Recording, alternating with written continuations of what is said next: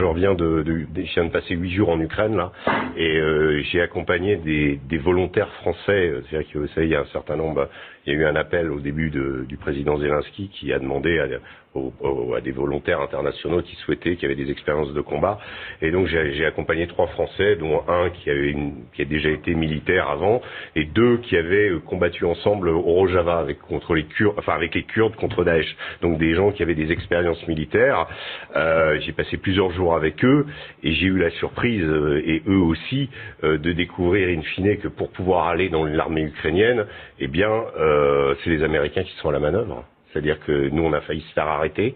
On a été confronté à un Américain qui est venu nous dire « Ici, c'est moi qui commande ». C'est pas les Ukrainiens qui commandent, c'est moi qui commande. Je parle de la formation et de l'enrôlement dans l'armée ukrainienne de volontaires internationaux. Voilà. Le type a même donné son nom. C'est un ancien de la guerre d'Irak. J'ai fait mes vérifications. C'est un reportage qu'on peut retrouver dans le Figaro Magazine de cette semaine. J'ai été extrêmement surpris de la violence des propos de cet Américain, du fait qu'il nous a pris pour des volontaires au début. Quand il a vu qu'on était des journalistes, il nous a dit de dégager. Après, il était un peu plus... mais en l'occurrence, c'est moi qui commande. Vous enlevez les puces de vos portables, surtout les puces internationaux. On vous donnera d'autres puces, etc. Et ensuite, on signe un contrat jusqu'à la fin de la guerre. Et qui est à la manœuvre? Eh bien, ce sont les Américains. Je l'ai vu de mes yeux vus. C'est pas, alors, ce n'est pas l'armée américaine officiellement. J'ai compris. Évidemment, vous comprenez. On va pas le dire.